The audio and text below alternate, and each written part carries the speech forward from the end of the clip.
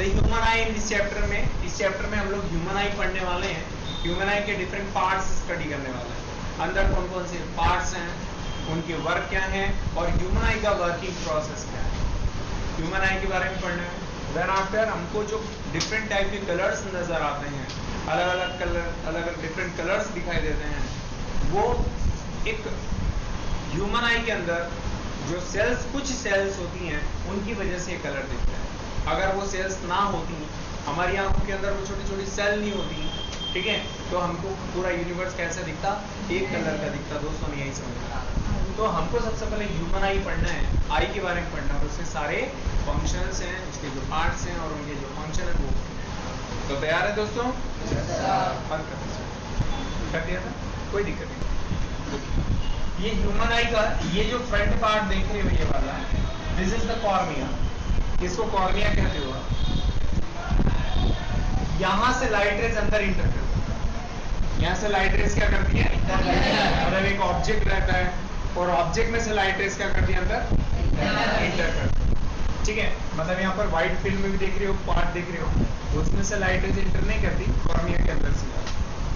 Okay दोस्तों, तो अगर आपसे कोई पूछे कॉर्निया क्या होता है तो बस इतना ही बोल देना, front part of the eye from which the light rays are entered in human eye. अभी भी नहीं आई समझ क्या? Okay, nice, good. इसके बाद में इसके ठीक बैक साइड जो है, इसके ठीक बैक क्या होता है, आई लेंस होता है। ये आई लेंस जो है वो फ्लेक्सिबल सिलेरी मसल से बना होता है। ये पूरी बॉडी मसल से बनी हुई है। जो बोन्स होती है ना वो भी मसल्स है, लेकिन हार्ड मसल्स है, वेरी वेरी हार्ड मसल्स। और बाकी तो ये सब मसल्स है ये सब। तो वैसे ही ट्रांसपेरेंट लेंस होता है, सिलेरी मसल्स का होता है और ये फ्लेक्सिबल होता है। और फ्लेक्सिबिलिटी होने की वजह से भैया आप, मैं फ्लेक्सिबिलिटी की वजह से पास का ऑब्जेक्ट भी देख पा रहा हूँ, फिर अचानक दूर का भी देख पा रहा हूँ, अचानक पास का भी देख पा रहा हूँ, अचानक दूर का भी देख रहा हूँ। दोस्तों ने यही समझना, ये फ्लेक्सिबिलिटी की वजह से होता है। ये भी अपन स्टडी करने वाले हैं। इसके बाद ये देख रहे हो आप, इस लेंस को होल्ड करने के लिए दो सिलेरी मसल्स लगा रखी हैं। ये दो सिलेरी मसल्स हैं। तो ये जो लेंस होता है वो फ्लेक्सिबल सिलेरी मसल से बना होता है। ये फ्लेक्सिबल लेंस है, ट्रांसपेरेंट है और इसकी फोकल लेंथ कंटिन्यू चेंज होती है। जैसे माना मैं कभी ऑब्जेक्ट, नियर ऑब्जेक्ट को देख पा रहा हूं, बिकॉज ऑफ इसकी फोकल लेंथ क्या है, काफी कम है, रेटिना तक है, इसकी फोकल लेंथ रेटिना तक है, इसीलिए नियर ऑब्जेक्ट का इमेज का बना दिया फोकस पर। अब इसके बाद में हम क्या कर रहे हैं, मैं जैसे टर्न हो रहा हूं, दूर के ऑब्जेक्ट को देख रहा हूं, तो उसी समय जो सिलेरी मसल्स ये वाली, इन्होंने लेंस के ऊपर से प्रेशर क्या कर दिया, रिमूव कर दिया और लेंस को थिन कर दिया, पतला कर दिया। और जैसे थिन किया, फोकल लेंथ क्या हो गई, इंक्रीज होगी, और इंक्रीज होने की वजह से फोकल लेंथ इंक्रीज हो गई और वो दूर का ऑब्जेक्ट मेरे को क्या हो गया, विजिबल होने का दिखाई देने लगा। तो ये सब नियर ऑब्जेक्ट देख पा रहे हो, कभी फॉर ऑब्जेक्ट देख पा रहे हो, क्लियर देख पा रहे हो, बार बार आप चेंज कर रहे हो, ठीक है, अपनी साइड को चेंज कर रहे हो, कभी पास में कभी दूर, कभी पास में कभी दूर। तो आप सारे ऑब्जेक्ट देख पा रहे हो because of focal length change हो रही है बार बार। नियर ऑब्जेक्ट को देखने के लिए कम फोकल लेंथ की जरूरत है और फॉर ऑब्जेक्ट को देखने के लिए ज्यादा फोकल लेंथ की जरूरत है।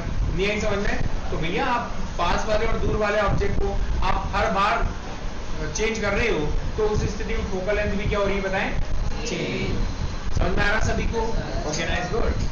इसके बाद में यहाँ पे ये जो स्क्रीन देख रहे हो आप, और इस स्क्रीन के ऊपर किसी भी ऑब्जेक्ट का इमेज प्रिंट होता है जो रियल और इन्वर्टेड प्रिंट होता है। समझ में आ रहा सभी को? ये रियल है, इन्वर्टेड प्रिंट जो इमेज है वो यहाँ पर प्रिंट होता है। अब सवाल तो सर सीधा कैसे दिखता है बता देता हूँ। इस रेटिना के ऊपर दो प्रकार की सेल्स होती हैं। कितने प्रकार की सेल्स होती हैं? जैसे यहाँ पर इमेज प्रिंट होता है, यहाँ की जो सेल्स होती हैं वो इस इमेज को सेंस करने के बाद में इस इमेज को इलेक्ट्रिकल सिग्नल में कन्वर्ट कर देती हैं। मतलब इस इमेज को वो सेल्स किस में कन्वर्ट कर देती हैं, इलेक्ट्रिकल सिग्नल में क्या करती हैं, चेंज कर देती हैं। और वो इलेक्ट्रिकल सिग्नल कहाँ जाते हैं, ये नर्वस, ये देखिए ये जितनी भी वेन्स हैं, ठीक समझ में आ रहा है, इन सारी वेन के थ्रू वो सिग्नल कहाँ जाते हैं, बताएं, ब्रेन के पास, और ब्रेन उसको क्या फील कराता है, डायरेक्ट सीधा फील कराता है। समझ में आ गया सभी को? तो पहले रेज आएंगी, इमेज प्रिंट होगा, रियल इन्वर्टेड इमेज प्रिंट होगा। उसके बाद में इलेक्ट्रिकल सिग्नल बनेंगे बाय सेल्स, इलेक्ट्रिकल सिग्नल जाएंगे ब्रेन के पास और ब्रेन उसको कैसे फिल कराएगा, डायरेक्ट सीधा फिल कराएगा। नहीं यही समझना। अब यहाँ पे क्या होता है, यहाँ पर रेटिना के ऊपर एक ऐसा पॉइंट होता है, यहाँ पे देखें आप दोस्तों, यहाँ पर एक ऐसा पॉइंट है यहाँ पे जहां पर इमेज सबसे ज्यादा क्लियर प्रिंट होता है। ये रेटिना के इस पॉइंट को थोड़ा सा इन्वर्ट होता है, दबा हुआ होता है। ये वाला जो पार्ट होता है इसको येलो स्पॉट कहते हैं दोस्तों। क्या कहते हैं आप? येलो स्पॉट कहते हैं। कोई डाउट हो तो बताइए। यहाँ पर इमेज सबसे ज्यादा क्लियर बनती है। इसके बाद देखिए यहाँ पर एक पॉइंट है जहां पर रेज, अगर ऑब्जेक्ट से आने वाली रेज यहाँ आ जाए तो इमेज यहाँ पर दिखाई नहीं देगा, ना तो प्रिंट होगा। मतलब रेज आकर मिलेंगे यहाँ पे लेकिन इमेज नहीं दिखाई देगी, मतलब बॉडी दिखाई नहीं देगी। आपको ऑब्जेक्ट से आने वाली रेज यहाँ मिल जाए और वो ऑब्जेक्ट आपको दिखाई नहीं देगा, क्योंकि यहाँ पर कोई सेल्स नहीं है, इसको सेंस करने वाली कोई सेल्स नहीं है। मतलब सिग्नल क्रिएट नहीं होगी, वो ब्रेन तक नहीं जाएंगे तो ब्रेन उसको रीड नहीं कर पाएगा। दोस्तों नहीं यही समझना। इस पॉइंट को ब्लाइंड स्पॉट इसलिए कहते हैं। क्या कहते हैं अपन? Blind spot. नहीं यही समझना आपको। अरे हाँ बोलिए भैया। ब्लाइंड स्पॉट कहते हैं। चलिए यहाँ पर देखिए, यहाँ पर, यहाँ इस जगह पे रेड पेन लीजिए, साइलेंस के बीच में एक लिक्विड भरा हुआ है जिसको एक्वस ह्यूमर कहते हैं। नहीं आ रही समझ? एक्वस ह्यूमर कहते हैं। आ रही नहीं आ रही समझ में? ऑटोमेटिक बनता भी है, बिगड़ता भी रहता है। इस एक्वस ह्यूमर जो है आंसू के रूप में जो अभी चालू तो नहीं है, इसको क्या कहते हैं अपन? एक्वस ह्यूमर कहते हैं। ठीक समझ में आ रहा है? ऑटोमेटिक क्रिएट होता है, डिस्ट्रॉय भी होता है। आंसू के रूप में यही पानी जो है वो बाहर निकलता है। आ रही समझ में आपको? और ये आइस को क्लीन करता है बार बार। आइस को क्या करता है ये? ठीक है। ये लिक्विड ऐसा है जो अगर कोई जर्म्स वगैरह हैं, कुछ वायरस वगैरह हैं जो इंटर कर गए हैं, उनको क्या करेगा? ये क्लीन करेगा, पूरा क्लीन करेगा। मेरी बात समझ। इस लिक्विड का नाम क्या बेटे? एक्वस। एक चीज और देखिएगा, ये आई लेंस है और ये रेटिना है, इनके बीच में एक हाइडेंस लिक्विड भरा हुआ है, ट्रांसपेरेंट है पूरी तरह से। हाइडेंस थोड़ा गाढ़ा लिक्विड भरा हुआ है, इसको वाइट्रस ह्यूमर कहते हैं दोस्तों। कई लोग विट्रस ह्यूमर कहते हैं, हम लोग वाइट्रस ह्यूमर कहते हैं। भैया क्या कहते हैं इसको? वाइट्रस ह्यूमर कहते हैं। अभी भी नहीं समझना, बहुत मुश्किल है भैया, मुश्किल है भैया। No sir, no. अभी मैं देखिए यहाँ बना रहा हूँ, यहाँ पर एक लिक्विड बना रहा हूँ यहाँ पे।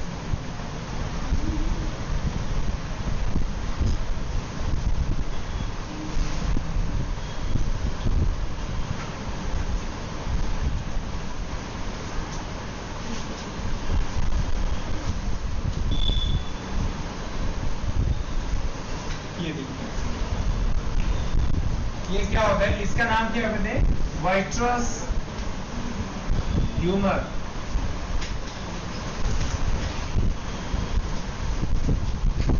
वाइट्रस ह्यूमर कहते हैं। सवाल तो सर ये लिक्विड किसकी काम में आता है? ये तीनों चीजें 1 2 3 ये कन्वर्जिंग लेंस बनाते हैं। मतलब ऑब्जेक्ट से आने वाली रेस को कन्वर्स करेंगे और कन्वर्स करके कहाँ मिलाएंगे? रेटिना पर। इसीलिए उस ऑब्जेक्ट का इमेज यहाँ पर बनता है। मतलब ये तीनों मिलकर के क्या बनाएंगे? Converging lens. कन्वर्जिंग लेंस तो ये भी है, लेकिन रेस को कन्वर्स करने में तीनों लिक्विड भी क्या करते हैं? हेल्प करते हैं, मदद करते हैं। आ रहा नहीं आ रहा समझ में? आगे देखिएगा कौन है भैया? ओके, यहाँ पर इस साइड देखिएगा, यहाँ पर एक स्क्रीन है जिसको आइरिस कहते हैं। What is the name of this film? Iris. Iris कहते हैं। What? इसका फंक्शन क्या है? ये आइस के कलर को डिसाइड करता है, ये आई के कलर को डिसाइड करता है। इंडियन लोगों की आंखें कैसी है? ब्लैक की ब्राउन? ब्लैक। बिकॉज ऑफ इसका कलर ब्लैक है। इसका कलर कैसा है? ब्लैक। ठीक है। ऋतिक बाबा की आंखें कैसी हैं? ऋतिक रोशन ब्राउन है। नहीं आ रही बात समझ? क्योंकि आइरिस स्क्रीन का कलर कैसा है? ब्राउन है भैया के लिए। ऐश्वर्या राय आंखें कैसी हैं?